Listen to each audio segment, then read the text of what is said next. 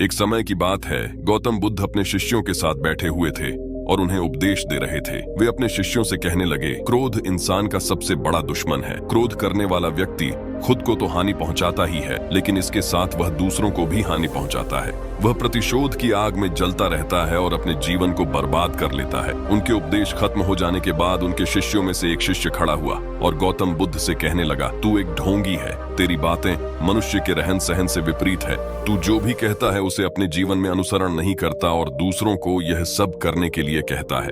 जब वह शिष्य गौतम बुद्ध को उल्टी सीधी बातें कह रहा था, तब गौतम बुद्ध ने कोई प्रतिक्रिया नहीं दी और वे शांत बैठे रहे। लेकिन ऐसे में वह शिष्य और भी ज्यादा गुस्सा हो गया और गुस्से में आकर उसने गौतम बुद्ध के मुंह पर थूक दिया। इसके बाद भी गौतम बुद्ध को गुस्सा नहीं आया और वे शांत रहे। अपने चेहरे से थूक को पूछने के बाद गौतम बुद्ध चुपचाप बैठ गए। यह सब देखकर उस शिष्य को समझ नहीं आया कि वह अब आगे क्या करे। गुस्से में आकर वह उस जगह को छोड़कर चला गया और अगले दिन अपने घर पहुंचा। अपने घर पहुंचने तक उसका दिमाग शांत हो चुका था। दिमाग के शांत होते ही उसे इस बात का एहसास हुआ कि उसने कितनी बड़ी गलती की है। उससे पाप हुआ है। वह खुद को मन ही मन कहने लगा, यह मैंने क्या कर दिया? मैंने महात्मा बुद्ध का अपमान किया है। ऐसा पाप मैं कैसे कर सकता हूं? मैंने बहुत बड़ी गलती कर दी। मुझे जाकर उनसे माफी मांगनी होगी। ये कहकर वह तुरंत ही गौतम बुद्ध के पास चल दिया। लेकिन गौतम बुद्ध उस स्थान पर नहीं थे। ऐसे में वह शिष्य जगह जगह भटक कर उन्हें खोजने लगा। जैसे ही उसे महात्मा बुद्ध मिले तो वह उनके पैरों में गिर गया और उनसे कहने लगा, मुझे माफ कर दीजिए, मुझसे गलती हुई है। मैंने आपका अपमान किया है। मैंने बहुत बड़ा पाप किया है। ये सब देखकर गौतम बुद्ध कहने लगे, शांत हो जाओ, क्या बात है? पहले मुझे ये बताओ, तुम कौन हो? गौतम बुद्ध के यह पूछने पर वह शिष्य चौंक गया। वह सोचने लगा कि महात्मा बुद्ध मुझे कैसे भूल सकते हैं? मैंने तो उनका अपमान किया था।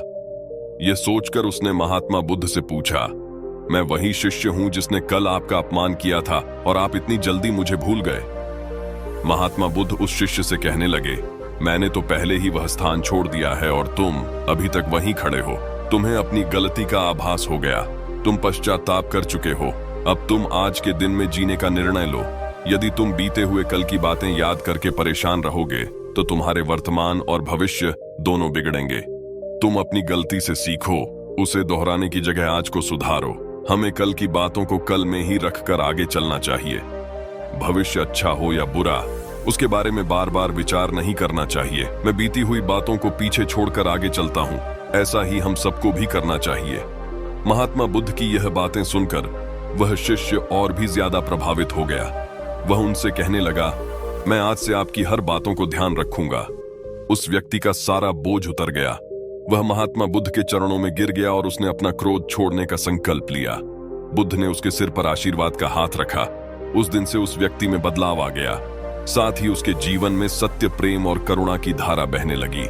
क्रोध करना इंसान के लिए सबसे खतरनाक है। यह मनुष्य का सबसे बड़ा दुश्मन है जो मनुष्य को बर्बाद कर सकता है।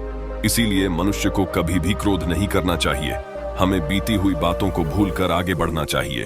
अगर कोई मनुष्य अपनी बीती हुई बातों पर ज्यादा ध्यान देता है तो उसका ध्यान पूरी तरह से भूतकाल में लगा रहता है। वह इंसान कभी भी आगे तरक्की करने की ओर विचार नहीं कर पाता। इसीलिए हमेशा पुरानी बातों को छोड़कर आगे बढ़ने का सोचना चाहिए। हम सब जानते हैं कि क्रोध हमारे जीवन में विपरीत परिणाम ला सकता है, इसलिए इस पर काबू रखना आवश्यक है। इसी बात को ध्यान में रखते हुए गौतम बुद्ध ने हमें अपने उपदेशों के माध्यम से महत्वपूर्ण संदेश दिया है। इसलिए महात्मा बुद्ध कहते हैं कि क्रोध एक ऐसी आग है जिसमें क्रोध करने वाला दूसरों को तो जलाएगा ही, इसके साथ साथ वह खुद भी जल जाएगा। ये बात हमें समझनी चाहिए कि क्रोध हमें नुकसान पहुंचाने के अलावा खुद को भी हानि पहुंचा सकता है। जब हम क्रोध में होते हैं तब हम निरंतर तनाव में रहते हैं। मन व्याकुल हो जाता है और हमारी निर्णय लेने की क्षमता भी प्रभावित हो जाती है। क्रोध हमारे रिश्तों को भी नुकसान पहुंचाता है। जब हम क्रोध में होते हैं तो हम गुस्से में अपने पास वाले लोगों से बदले की भावना रखते हैं। यह हमारे परिवार, मित्र और समाज में दूसरों के साथ अच्छे रिश्ते बिगाड़ सकता है। इसलिए हमें क्रोध को नियंत्रण में रखना आवश्यक है। महात्मा बुद्ध ने हमें सिखाया है कि शांति और सुख का मार्ग क्रोध से होकर नहीं जाता।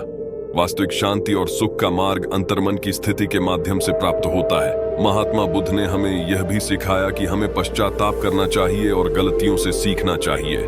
जब हम पश्चाताप करते हैं तो हम अज्ञानता और दुष्कर्मों के प्रभाव से मुक्त हो जाते हैं।